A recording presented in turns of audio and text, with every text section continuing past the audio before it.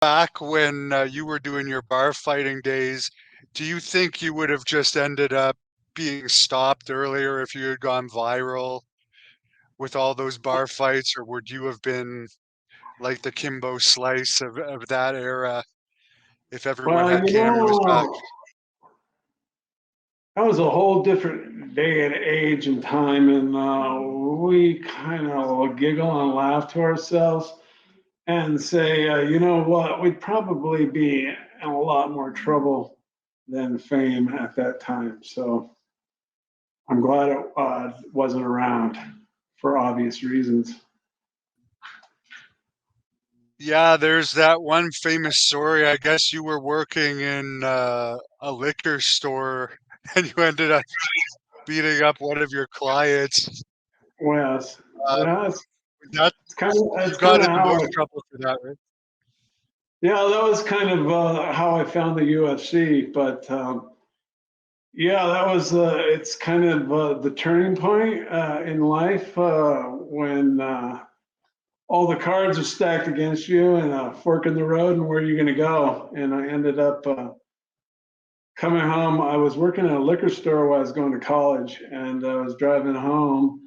And this guy was beating up his girlfriend, and of course, no deed goes unpunished. So I tried to stop it, and he turned his anger on me, hit me, and I took care of business. And of course, I took it all the way to trial because it was the other guy's fault. But the guy was a cop's son, and they were determined to get me, and they did. And ended up getting 6 months for it. But in the long run, the UFC found me, and I took my real life fighting to the octagon, and the rest is history. There's a story one of your managers told, I guess, of you knocking out 4 guys in one fight. Is there any truth to that? I don't know if I've ever had a manager, so I'll tell you that.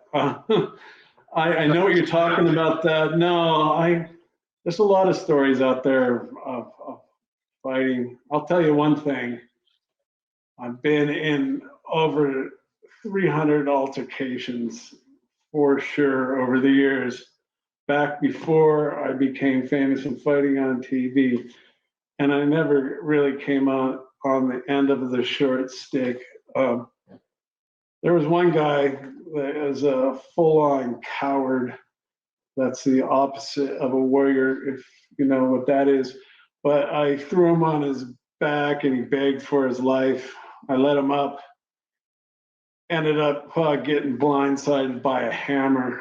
And he runs around downtown Huntington and brings that story up.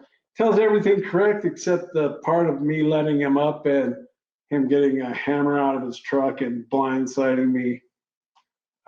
So that coward is still running around. That's the only story I ever hear about the old days with me involved.